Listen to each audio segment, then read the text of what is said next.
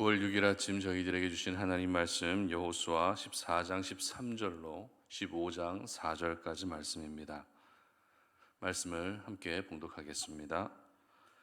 여호수아가 여분네의 아들 갈렙을 위하여 축복하고 헤브론을 그에게 주어 기업을 삼게 하매 헤브론이 그니스 사람 여분네의 아들 갈렙의 기업이 되어 오늘까지 이르렀으니 이는 그가 이스라엘의 하나님 여호와를 온전히 쫓았습니다. 헤브론의 옛 이름은 기럇 아르바라. 아르바는 아낙 사람 가운데에서 가장 큰 사람이었더라. 그리고 그 땅에 전쟁이 그쳤더라. 또 유다 자손의 지파가 그들의 가족대로 제비 뽑은 땅의 남쪽으로는 에돔 경계에 이르고 또 남쪽 끝은 신광야까지라.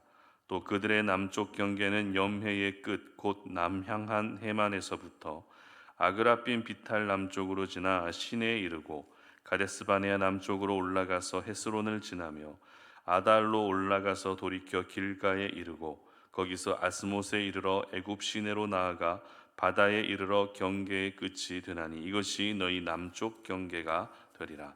아멘. 문제를 만들지 말고 문제를 해결하라라는 제목으로 말씀 전합니다.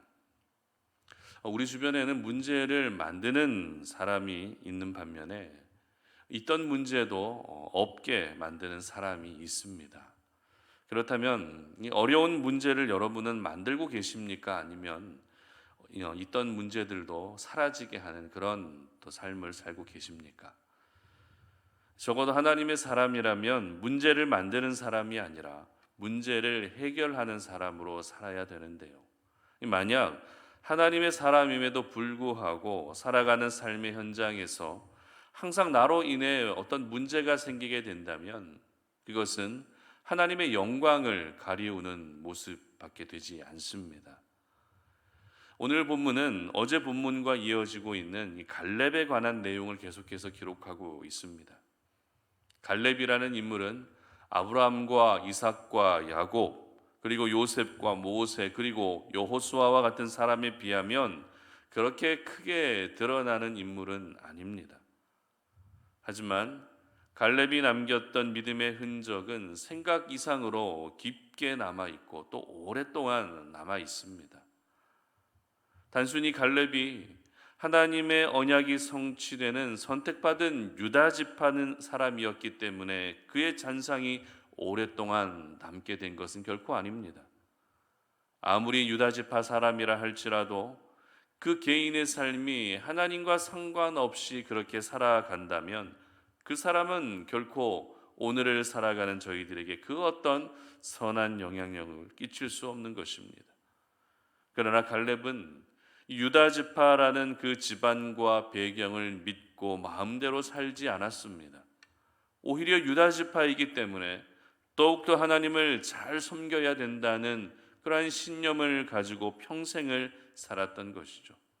그런 갈렙의 모습을 오늘 저희들은 보면서 강한 인상을 받게 되는 것입니다. 갈렙이 여호수아에게 헤브론을 기업으로 달라고 할 때 사실 여호수아의 입장에서는 조금 주제넘은 모습으로 비춰질 수도 있었을 것 같습니다. 갈렙이 수고한 것은 사실입니다. 갈렙이 평생을 하나님께 충성하며 산 것도 역시 사실입니다. 그러나 이 지파별로 땅을 분배하고 있는 과정에서 개인이 먼저 나서서 나에게 땅을 달라고 하는 것은 너무 앞서가는 모습으로 비춰질 수 있다는 것이죠. 하지만 오늘 본문 13절의 기록을 보게 되면 여호수아가 여분네의 아들 갈렙을 위하여 축복하고 헤브론을 그에게 주어 기업을 삼게 하며 이렇게 기록합니다. 무슨 말입니까? 갈렙의 이와 같은 모습을 여호수아는 주제넘게 보지 않았다는 것입니다.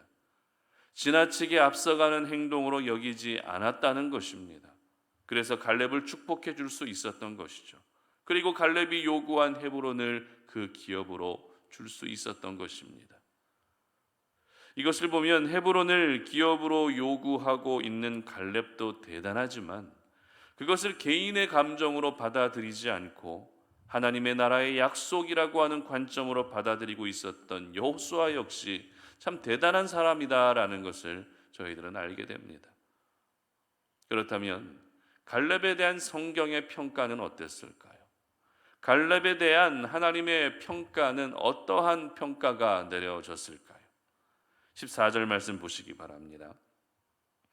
헤브론이 그니스 사람 여분네의 아들 갈렙의 기업이 되어 오늘까지 이르렀으니 이는 그가 이스라엘의 하나님 여호와를 온전히 쫓았습니다. 아멘. 그렇습니다.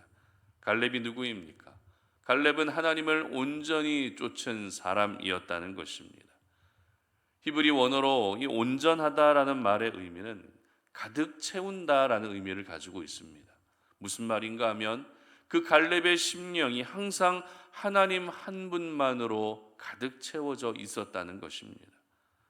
자신의 야망과 욕심으로 채워져 있었던 것이 아니라 하나님으로 가득 채워져 있었던 것이죠. 이처럼 하나님으로 그 심령이 채워진 사람의 인생은 언제나 우리 하나님께서 책임져 주시는 것입니다. 그 심령이 하나님으로 채워져 있는 사람은 하나님께서 그 삶을 항상 인도해 가시는 것입니다. 그러므로 우리 송탄 오륜의 모든 가족들도 역시 다른 것으로 여러분의 마음과 생각을 채워갈 것이 아니라 오로지 살아계신 하나님으로 여러분의 심령을 채워갈 수 있기를 바랍니다.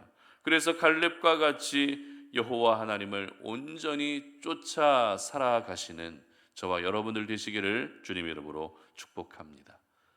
특별히 오늘 갈렙이 헤브론을 기업으로 받는 이 과정에서 저희들은 15절의 기록을 주목할 필요가 있습니다.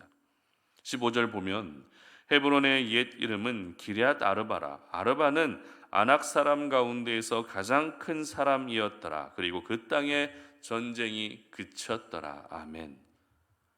어제도 살펴본 것처럼 헤브론은 아낙 사람이라고 하는 종족이 여전히 남아있는 땅이었습니다.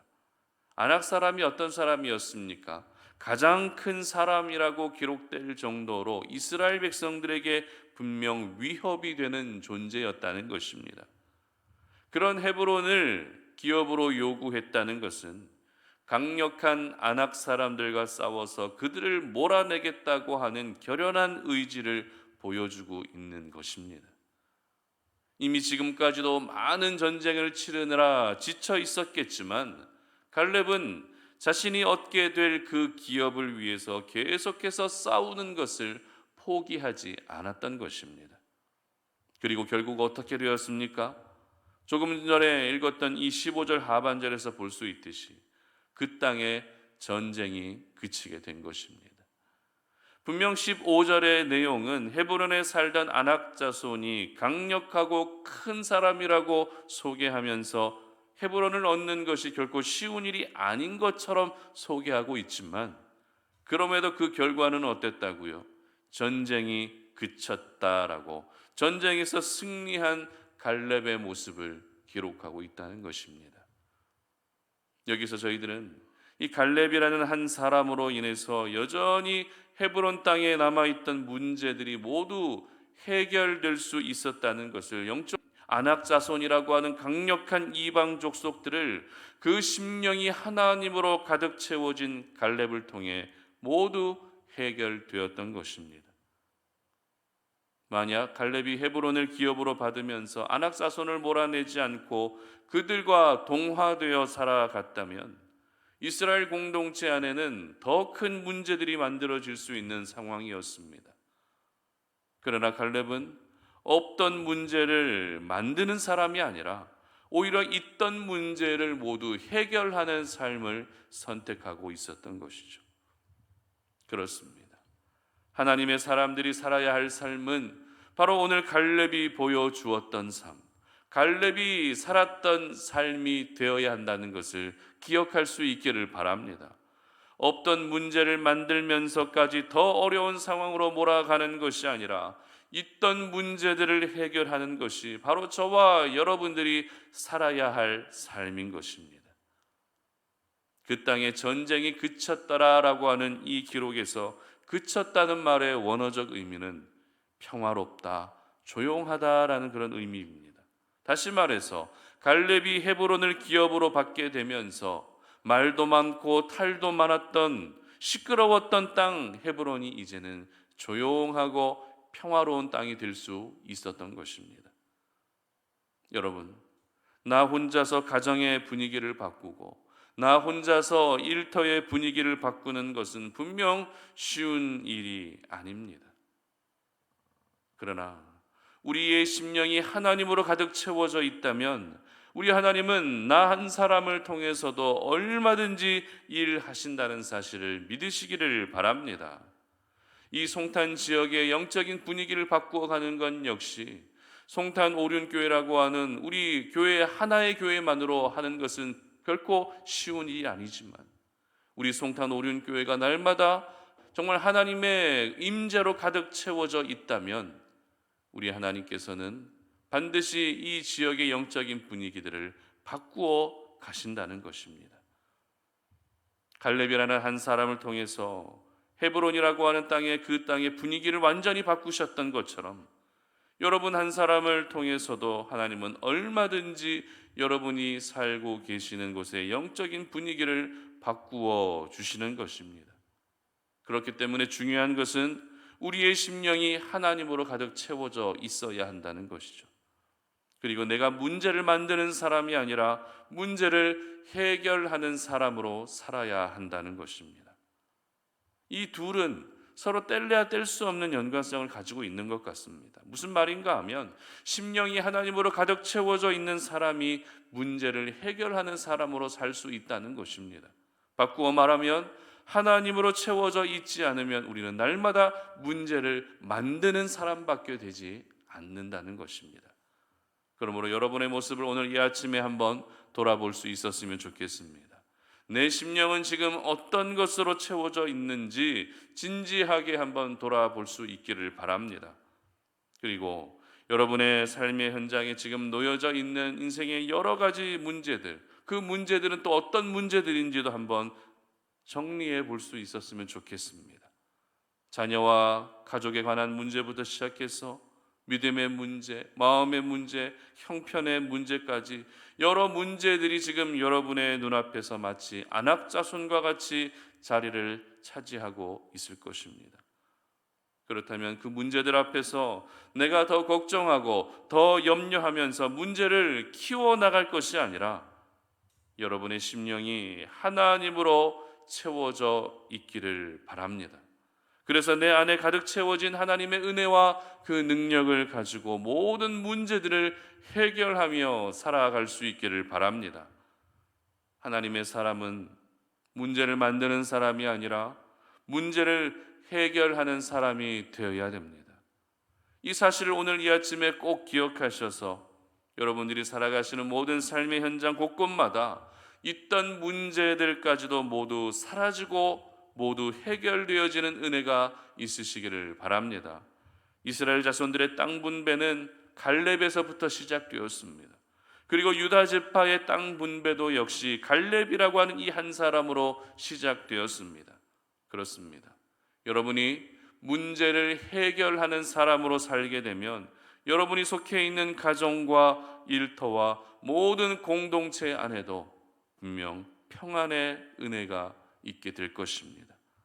바라기는 우리 송탄 오륜의 모든 가족들이 바로 이와 같은 은혜를 만들어 가시는 주인공들이 되시기를 바랍니다. 이 은혜를 삶 가운데서 경험할 수 있는 그러한 축복의 통로로 살아가시기를 주님의 이름으로 축복합니다. 함께 기도하겠습니다. 살아계신 하나님 감사합니다. 오늘 이 아침에 우리가 주의 말씀 앞에서 우리의 삶을 돌아보며 우리가 이 땅을 살아갈 때 없던 문제를 만드는 사람이 아니라 있던 문제들까지도 모두 해결하며 살아갈 수 있는 그러한 하나님의 사람이 될 수 있도록 도와주시옵소서. 그러기 위해서 오늘도 우리의 심령이 하나님으로 가득 채워져 있기를 소망합니다. 내 욕심과 내 야망과 내 자아로만 가득 채워져 있는 우리 심령이 되지 않게 하시고 나를 구원해 주신 주님의 십자가의 은혜로 우리의 심령이 가득 채워져서 내 삶 가운데 있는 여러 가지 문제들을 하나씩 하나씩 해결해 갈 수 있는 그러한 삶을 살아가는 우리 모든 송탄 오륜의 가족들이 되게 하여 주시옵소서. 감사드리며 예수님의 이름으로 기도드립니다. 아멘.